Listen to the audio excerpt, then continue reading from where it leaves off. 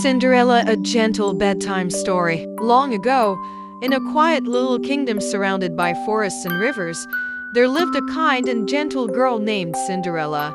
Her name came from the ashes of the fireplace because she often sat near the cinders after her long days of work. Cinderella's life had not been easy. When she was very young, her mother passed away. Her father, who loved her dearly, married again, hoping to bring warmth back into their home. But soon, he too passed away, and Cinderella was left with her stepmother and two stepsisters. The stepmother was proud and selfish, and the two sisters were vain and unkind. They gave Cinderella old clothes, made her sleep near the fireplace, and forced her to do all the chores: sweeping, scrubbing, sewing, and cooking. But Cinderella's heart remained gentle. She never grew bitter. She spoke kindly to animals, cared for the garden, and found comfort in the songs of the birds and the whispers of the wind. Even when the house was filled with harsh voices, Cinderella carried peace inside her heart. A royal announcement. One spring morning, the air was filled with excitement. A royal messenger rode through the streets, calling out the king's message. The prince shall hold a grand ball at the palace. Every young lady of the kingdom is invited. The stepsisters clapped their hands with joy. The prince will fall in love with me, said the eldest. No, he will choose me, cried the youngest. They spent days choosing ribbons, polishing their shoes, and practicing smiles.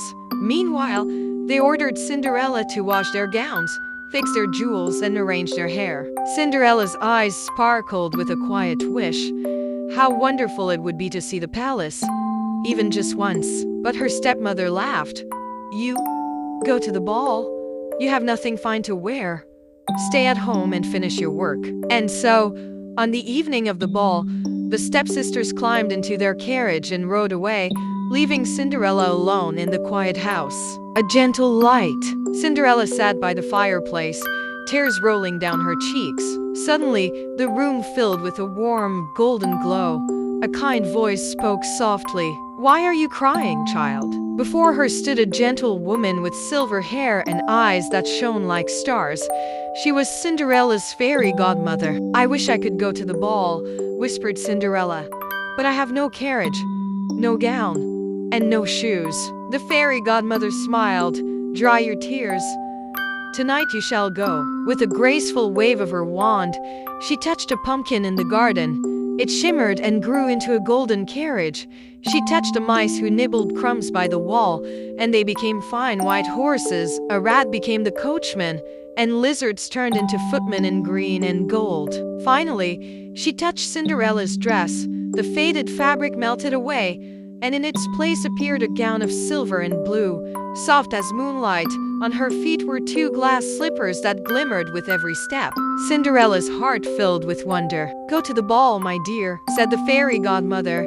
"But remember, when the clock strikes midnight, the magic will fade." The royal ball. The palace shone with thousands of lights. Music floated through the air, and the guests whispered when they saw Cinderella step inside. She looked like a princess from a dream. The prince, who had been smiling politely at many ladies, stopped at once. He walked straight to Cinderella, bowed, and asked, "May I have this dance?" As they danced, the world seemed to grow quiet. The chandeliers sparkled, the musicians played softly, and the prince and Cinderella laughed together as if they had known each other forever. The stepsisters watched from the side, not recognizing her. "Who is she?" they whispered. "She must be a princess from a faraway land." Cinderella felt as if she were floating. Time slipped by gently until the palace clock struck midnight. "Oh no," she cried, pulling away. She ran down the staircase, her gown glowing like starlight. But as she fled, one of her glass slippers slipped from her foot.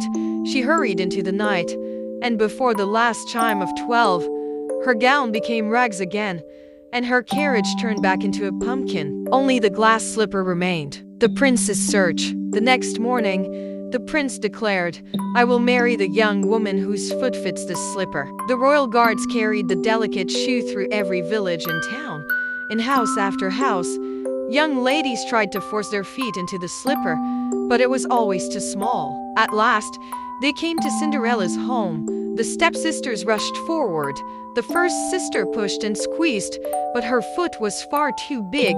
The second sister tried, but the shoe would not slip on. The prince looked around. Is there no one else? There is only our servant girl, the stepmother said quickly, but Cinderella stepped forward, her eyes shining. May I try? The room grew silent. Cinderella placed her foot into the slipper, and it fit perfectly. At that very moment, her fairy godmother appeared once more, and with a soft flash of light, Cinderella's rags turned into the sparkling gown from the ball. The prince's face lit up with joy. It was you, he whispered. You are the one I have been searching for, a kind and gentle princess. Soon, the prince and Cinderella were married in a beautiful ceremony filled with music and flowers. The whole kingdom rejoiced, for everyone admired Cinderella's kindness. Her stepsisters bowed their heads in shame, but Cinderella forgave them. We shall all live in peace, she said softly, for her heart was too gentle to hold anger. From that day forward, Cinderella lived in the palace, but she never forgot her humble ways. She cared for the poor, spoke kindly to everyone, and filled the royal gardens with birds and flowers. And when children in the kingdom fell asleep at night, their parents would whisper her story as a gentle reminder that kindness is stronger than cruelty, that patience is greater than pride, and that even the smallest spark of hope can light the path to a happily ever after. And so, Cinderella's story became a lullaby for the heart, guiding children into dreams of kindness, magic, and love.